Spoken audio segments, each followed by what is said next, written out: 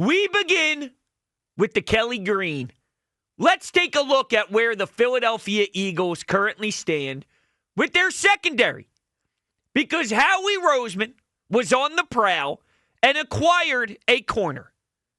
Michael Carter II from the Jets, who primarily plays slot corner. Which means we got to figure out how the puzzle pieces fit. And it's a no-brainer. Cooper Dejean should play on the outside. He's a straight-up baller. And what I don't want to hear is you will lose his impact in the slot. I disagree. Quieter doesn't necessarily mean less impact. And what I mean is you may see Dejean on the outside and you won't see the same amount of tackles, the same intensity, the same, obnoxiousness where he's running all over the field and he's stopping guys. But Quinyon Mitchell, when he locks guys down, you don't hear his name a lot. But the impact is huge. He's stopping other teams from producing explosive plays throughout 4 quarters. So you may not get as much of a loud impact, but it doesn't mean the impact is lesser than. I'm all for Cooper Dejean moving to the outside. The Ringo, Adoree Jackson thing with no pass rush. It's a monster hole.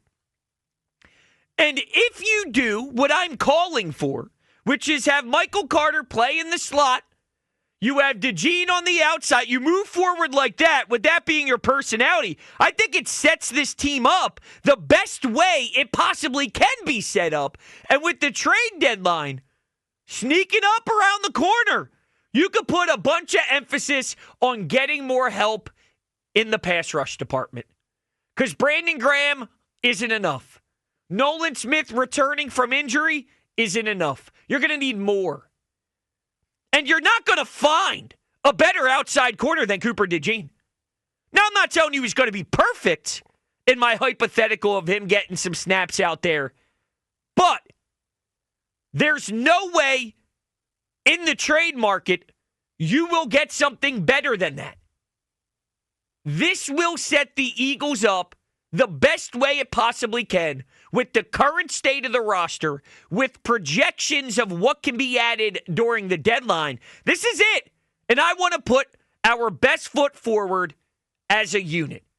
Cooper Dejean playing on the outside would do that.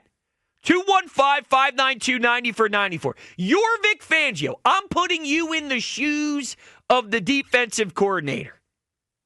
Are you moving him to outside corner, or are you so in love with what he brings there that you don't want to screw it up? And I hate saying it like that because you're not screwing anything up. He's a football player, damn it. You can put him anywhere, and he's going to make an impact, and he's going to make plays on the football. That's what he does. He's like an air fryer. An air fryer can do anything. It's got 75 different options. He's like that one tool in your father's toolkit that can fix any. Oh, go get me the red whatever. You go get him the one red tool and it fixes everything. He can do it all. And he can do it all at a high level because he's a warrior. He's a dog. I don't even think it's a debate. I think it's a no-brainer. 215-592-9494. How would you handle it if you were the one that was able to make the decision? Speaking of Vic Fangio, he spoke about it during the press conference this week. He addressed the media. This is what he had to say about Cooper Dejean. I don't think everybody was sure, was he a first-round corner, second-round corner, third-round corner. I don't think the league as a whole had a feel for his versatility, because he didn't play it in college. And, he's really a damn good nickel, probably one of the best nickels in the league. And we're playing him at corner in the base. He could play safety if we needed him to. He's a defensive back, but really he's just a good football player. Did you consider having him full-time on the outside? We considered it, yeah. But, when you have one of the better players at a certain position, and it's an important position where you get involved more, You hate to take a really good player at one position to maybe not be as good a player or impactful of a player at another position. But it's definitely something that we've talked about. I think they need to do this. At least give it a try. It can't be that bad. It can't be that bad where it's like, oh, no, there's no way in hell we can go this route. It's got to be better than what the hell we're getting out of the Ringo stuff. That is that bad. What Ringo is that bad. Same with the Dory Jackson when he's on the field. Teams are able to snap the football and know exactly where to go with it before the ball is in their hands. And you're going to be facing a Green Bay squad with Jordan Love and some of those skill position players. You're going to be facing a Detroit team that you know what they're capable of doing with their offense, and they still have some sexiness to it without Ben Johnson there. And, like, come on, man. You got to shore up that hole. And that hole you have on defense right now is massive, unfortunately. But Dejean, without a doubt, shores things up more. Again, I'm not telling you he's going to be perfect and have every single detail ironed out on every single snap.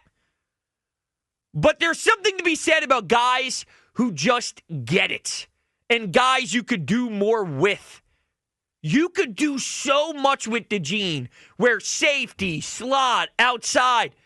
He is so prepared to give you what he has anywhere you ask him to play and be above average at it. Ringo is severely below average to the point where he shouldn't even have a uniform on. Adoree Jackson, I mean, it's rough. You can't tell me that sliding in your new addition from the Jets in the slot and asking Dejean to play opposite of Quinyon, where are they going to go with the football with their top premier skill position players on the outside with their wide receivers? If Quinyon is putting whoever in jail, and you're putting him in handcuffs and they're getting clamped down where you are getting suffocated nonstop by Q. And Dejean does his job. It's just so important to what you can do with your secondary. Maybe your pass rush might improve because your secondary could lock up better. And it actually buys you time for some of the guys in the trenches to get home easier. Because when Ringo's there, you snap the ball, Ringo. Snap the ball, Ringo. Snap the ball, Ringo. Ringo's looking around. His head's twisted the wrong way. His body's facing the wrong sidelines. He's tripping over his own cleats. Clueless. Well, if you look through your progressions and Dejean's there and Q's there, here's Brandon Graham. Smack me in the damn chest and throw me in the dirt if I'm the opposing quarterback. So I'm all for it. What say you? 215-592-9494. Here's more audio. So this is from Emmanuel Acho. He just put out a Twitter video when the Eagles made the trade for Michael Carter II. This is what he had to say on the edition. All right, Eagles fans, just did a crash course watching film on Michael Carter II. Here's what you need to know. When he's healthy, he's a really, really, really good nickel cornerback. What that will do is that will move Cooper Dejean likely to the outside. Now, the dilemma is this. 2024, Michael Carter II, he took a nosedive as it pertains to his talent level. He graded, for what it's worth, 88 out of 89 eligible cornerbacks as it pertains to pass defense grade, minimum of 80 coverage snaps. When the dude is healthy, he can play. I like him a lot in man coverage. Just finished watching his tape against the Bengals game, albeit he only got 13 snaps in that game, several special team snaps as well because he recently got replaced. When he's healthy, he can cover. But the biggest thing is the Eagles' weakness on defense right now is outside cornerback. You move Cooper Dejean to outside cornerback, outside Quinyon Mitchell. Then you move Michael Carter II into that slot cornerback position, and you should be set. Let's not get our hopes too much up because the 2023 season of which he dominated, by which he got paid the highest amount ever at the nickelback position, 3 years, $30 million, we're years away from that. Does he still have that talent within him? Absolutely. But he's had a back injury, a shoulder injury, and a concussion. If he can stay healthy, he'll be a dude. Eagles defense will turn a weakness into a strength. But the biggest thing is, can he stay healthy? Listen, all fair. And we don't know if he's going to stay healthy. But if healthy, you heard him there. It will change one of your weaknesses to a strength. And that matters to me. That is shoring up a position of need without having to go at the deadline, get another corner. You got your corner. That's your corner. It just so happened the best corner available is someone who plays where Cooper Dejean plays. But that's why at the time of the draft, when you went up and you got Dejean and you were pumped up and you were thrilled, it was about how you can plug and play all over the field. Like, of course, in an ideal world, you would love to keep him there. But this isn't an ideal world. And football is never an ideal world. People are going to get injured. People are going to drop like flies. Someone's not going to live up to the standard. Someone's not going to reach their goal. Someone won't be the expectation that you thought they would. So you have to adjust. And the beautiful part of Cooper Dejean is you have a luxury here to adjust way more than any other franchises with a special talent like that. And if Michael Carter II can't stay healthy, then fine. We can always plug Cooper Dejean back into his position, and I don't think he's going to be all screwed up. All right? This isn't Scott Kingery playing center field, second base, shortstop, third. Oh, we're screwing the kid up. Ain't happening with Dejean. Let's be clear. He sucked anyway. Kingery? Kingery, yeah. Did not matter where you He stuck had 19 home runs in 1 year. Congrats. And I bought into it. I'm sure you did. I had a Kingery jersey. Oh, where's that sitting now? It's in the trash. Yeah, okay. For everything we know about Cooper Dejean, doesn't feel like he's a guy who would stick his nose up at it and be like, no. Like, no. I think he'd want to help in any way he could. Yeah, absolutely. And I think he is someone who entered the draft knowing I can do X, Y, and Z. I don't just do X. I do X, Y, and Z, and you can use me like a Swiss Army knife. And this isn't just looking back at it now and feeling that way. At the time of the draft, you could probably Google Cooper Dejean's name with the date of the draft and the day he was selected, and Swiss Army knife would be in every single article, every single breakdown, every single description of what you're going to get. So now that we are in a predicament, I think it's time to show that value and show that worth. And to the point of what you got out of Michael Carter in the past compared to what he may give you now, listen, the New York Jets are an abomination of an organization. They just are. They are a joke. And I got to imagine when you get plugged in, and again, if health is the biggest concern, then that's just going to play itself out with the football gods. But in regards to what version you're going to get when healthy, when you are surrounded by Q, surrounded by Dejean, surrounded by Zach Bond, surrounded by Jalen Carter and Jordan Davis and all these guys, Reed Blankenship, who is a very smart, intelligent player, and Nakobe Dean, who's been fun since returning. When you're surrounded by that, it's a totally different atmosphere than the Robert Saleh stuff that went on with New York and the whole Aaron Rodgers thing, and now you got Glenn up there, and it is just so insane and so chaotic and so abysmal that you come into an organization like this, and trust me, we have our discussions about drama and Jalen and AJ and all, but that's a totally different side story. In regards to the way the New York Jets are ran and the way Jeffrey Lurie handles this, it's a big-time difference between Woody Johnson, who's the owner of the Jets, and what we got happening here. You're surrounded by a winning culture, a Vic Fangio, and that makes it a way more of a calculated risk that I approve of. And, I think that there's so much more that you can get out of a Michael Carter in this type of situation compared to where he once was. All right, we're just kind of getting started here following the Thursday night football game, which I did not give a damn about. I mean, I watched it and consumed it because I'm a football fan, and it's football, but this Dolphins team is just disgusting football. It's nothing like the Philadelphia Eagles, let me tell you that for free, because you got Jalen Hurts. You know how many times as a Jalen man, not to get too sidetracked here, but I had to listen to those frauds out there tell me Tua this, Tua that, what happened at Alabama, Tua. You can shove Tua up the keister, okay? Because my guy Jalen has perfect QBRs. He dominates without A.J. Brown. Beats up on the Giants for revenge. Wins Super Bowls. Blows out the Commanders in the NFC Championship. Blows out the Chiefs in the Super Bowl as well. Not to get too sidetracked from the main topic. 215-592-9494. This is what I want to know from the people. You are Vic Fangio. You get to decide what to do with Cooper Dejean now that you traded for Michael Carter II. Do you want to move someone who was so good in the slot to the outside? Or do you want to try, I don't know, Michael Carter on the outside who doesn't traditionally do that? Do you want to stick with Ringo? And I don't know what you would do with Michael Carter at that point. You traded for him, so you want to put him out there. Don't you want to put him out there in the best spot where he can succeed? That would be in the slot.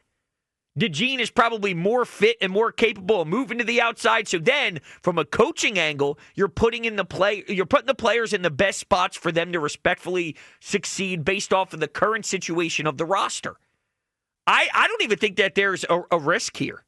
Because if it doesn't work as great as you want it to work, I think it works better than the current mold.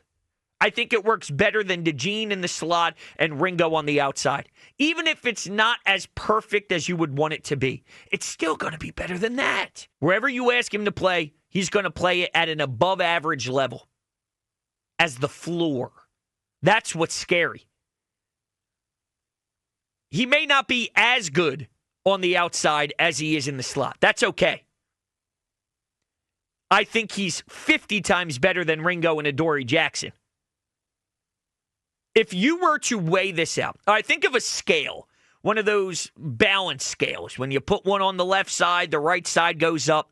Okay, if you were to look at Michael Carter II in the slot and Cooper Dejean, and that's on the left side of the scale, that greatness weighs pretty heavy.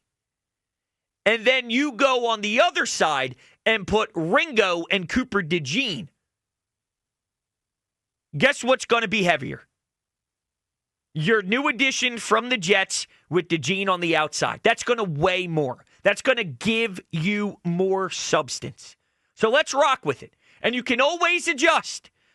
No one says if you try it for a game coming out of the break and it doesn't work, you have to bang your head against the wall for the rest of the season and just hope and pray it finally gets figured out. No! If it's that tragic, and if, let's say, Michael Carter can't stay healthy, then you can always just go back to what you had. It's not rocket science here. But at least give it a whirl, because I'm all about maximizing what is currently on your roster. And when you think about the deadline on Tuesday, before you know it, it's going to be here. And you already acquired, a little early, someone to help your secondary. Now it's pass rush time. So the reason I bring that up is I don't think another corner's coming through the door, and I definitely don't think it's going to be an improvement over what Cooper Dejean brings, because nobody gives that up. Nobody's just allowing the Philadelphia Eagles to go consume some young, extremely talented corner who's amazing. And they're just like, hey, Howie, you want him? Take him. You're not getting that. It's a premier position that people don't want to give up unless someone overpays. And that's not what Howie's going to do. This was the move with the secondary. Now you can focus on pass rush. Let's go, baby. I can't wait to watch him and Q lock people up. Jail. Legitimate jail. Let's go to David in East Falls. What's up, David? Hey, what's up, bros? How you doing, man? Good. How are you? So I wanted to get to the whole Coop thing, I guess the topic at hand. Sure.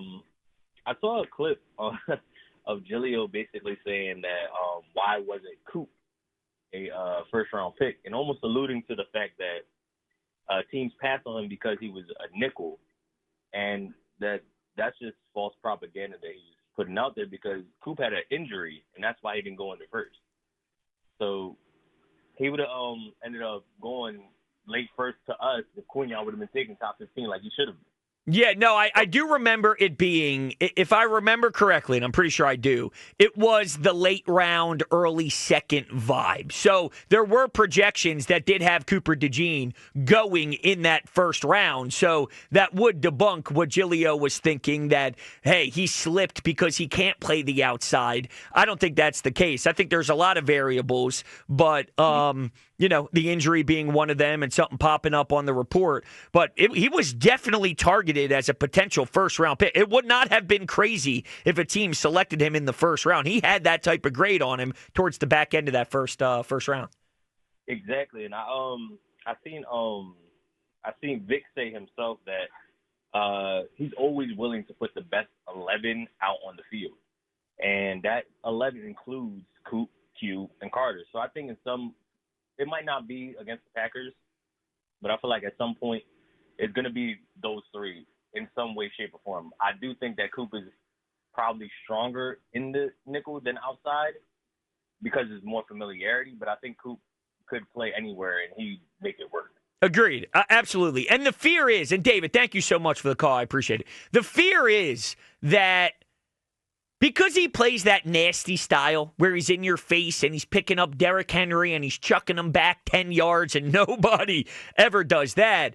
So I understand that there's this, I don't know if the word's vengeance. Maybe it's not vengeance, but he plays with this snarl, right? He plays with that in your face. I'm going to pop you in your neck whether you like it or not, and I'm going to take you to the ground, and you're going to hate it, and I'm going to hit you extra on my way up, and it's going to be hell for 4 quarters, that type of mentality. But there is a way to do that on the outside. It just will look different, but it still has the same impact.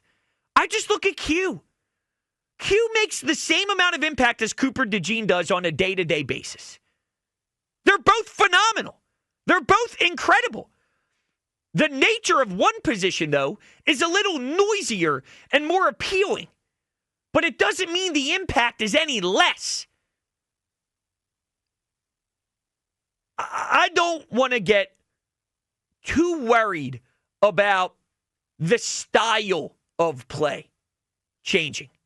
It's not about the style of Cooper Dejean's dominance or Cooper Dejean's greatness.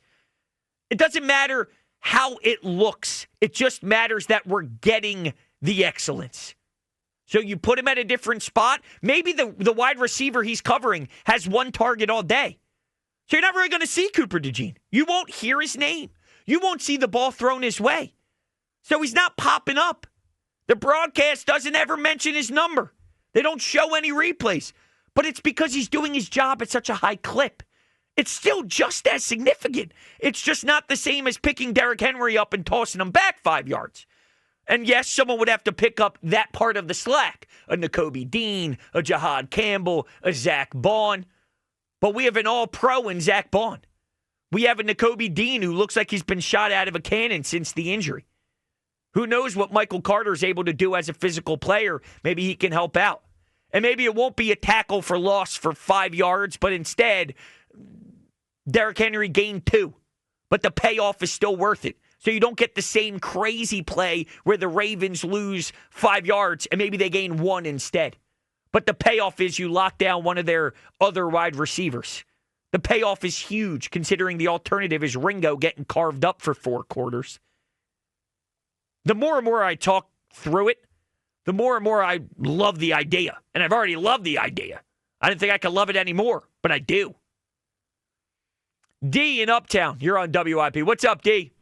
What's good, bros? What's good? What's happening? I agree with you 100%. I think we thinking too much into this. Like, everybody expecting us to get an outside corner. You got to understand, outside corners come with cost. Right. No, So I agree. The only one, D, that I think would be interesting, and I don't think they're going to pull it off, but, if we're talking the Denzel Ward type of move with Cleveland, fine. If Howie Roseman can do something of that nature, fine. But he's not. But he's not going to do it because of what we have. We have 2 young corners that are on all pro levels. If we're going to be completely honest, we have two corners that play at all pro levels.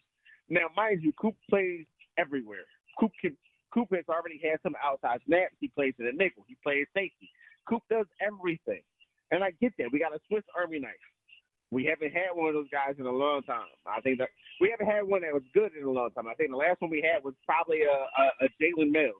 And as much as people hate Jalen, he did his job. He did what he was supposed to do. What we got with Cooper Dejean, we got somebody who can go out there and he can be a dude on the outside. He can be a dude on the inside. He can be a dude at safety. It don't matter because he doesn't care. So I love it. I think the only thing we really got to worry about moving forward till Tuesday is let's go grab a Jalen Phillips. Let's go grab a Bradley Chubb. Let's go find an edge rusher, another guy we can get off the edge to take us to the next level. Because right now I think we're good. Michael Carter was one of the best nickel corners in the game 2 years ago. I agree. I think that's the way they have to go. There's no reason he can't get to that level if he has the pass rush in front of us and he has the secondary that's with him. Like, I'm not a big Reed Blankenship fan. I think he's a glue guy. I think that's what he is. But I also think that we got somebody, Andrew Cooper, who will go out there and he's going to make plays. He's going to make mistakes, but he's going to make plays. The kid's going to make plays. You got to let the young kid make mistakes. We got to live with it, and we're going to be mad at times because he's going to let number 2 come free on a corner, and he's not going to be over top like he's supposed to be, and it's going to make Michael Carter look bad or whoever the case is in that spot. It doesn't matter. At the end of the day, you got to take the risk with it. I think we're in a great spot right now. I think our defense has grew exponentially with the Michael Carter signing, and we gotta live with it. I've been dealing with too many Eagles fans that are all sitting here like, oh my God, we got another scrub. Like, no, this isn't a scrub. Nah, Scrub's strong. Scrub's strong. Not a scrub. There's questions, but Scrub is strong. Scrub is strong, and I'm like, people look at him because he's from the Jets, and the Jets ain't winning nothing. They think that's what he is. That's not what he is. He's a guy that fell out of favor because his coach left. Yeah, and say that to the and D. I appreciate. Yeah, I appreciate the passion, D. I appreciate it. Say that to the coach for picking up a Giants quarterback. You leave these horrible organizations, things change. Daniel Jones is in the MVP race. Indianapolis picked up the scraps from the Giants. You pick up some of these pieces that aren't living up to the expectation in a New York Jets uniform. It doesn't mean they're automatically scrubs, okay? Now, I had a tough time following a couple things there. The Jalen Mills stuff. I was a Jim Schwartz fan, and I think sometimes he asked Jalen Mills to do alone too much for what he is. You get beat on the double move. There was no one over the top. We screamed about that over and over again. I don't know Jalen Mills comparing to Cooper Dejean, but I digress. I do share the optimism that D provided about the addition of Michael Carter and what he can mean. Because I do think you can get him back to a level of not the best to do it in the league, okay? I'm not going to set that type of standard. But if healthy, I think you're going to realize that you seriously did shore up a massive problem with your defense, where you're getting back to a competent level. You do not have competent level in Ringo. You don't have competent level in Adoree Jackson. I do think there's competent level in Michael Carter, and I think that's a fair expectation as long as he's healthy. And I think that just naturally and organically improves your pass rush, because if you can hold, even if it's 0.5 seconds, 0.2 seconds, if you can hold up just that much long, that's 0.5 seconds for Jalen Carter. That's 0.5 seconds for Jalix Hunt, who seems to be turning the corner after last week. That's 0.5 seconds for any of these guys. I'm just pulling the 0.5 out of the rear end, but you get my point. Every tick, every tenth of a second off the clock, all that matters. And if you do your job with your back guys in the secondary, we're limited in the pass rush right now. It's complementary. And then plus, if you add another layer to the pass rush, I'm in. I'm all in. Let's go to Ty in Philly. Yo, Ty. Yo, Brodes. What's up, Ty? How's it going, brother? Good, good. How are you doing? It's been a while, man, since I talked to you, so I want to start this off the right way, man. Let's go on the list of top 5 quarterbacks. Oh, okay. Go ahead. I know where this is going. Yes, sir. You already know. We starting off at number 5, Jalen Hurts. Okay. Number 4, Jalen Hurts. Smart man. Number 3, Yep. Jalen Hurts. Number 2, Yes. Jalen Alexander Hurts. Oh. Number 1, Jalen Hurts. I just wanted to remind people. Good job. Thank you. You're far too kind. I just want to remind people because,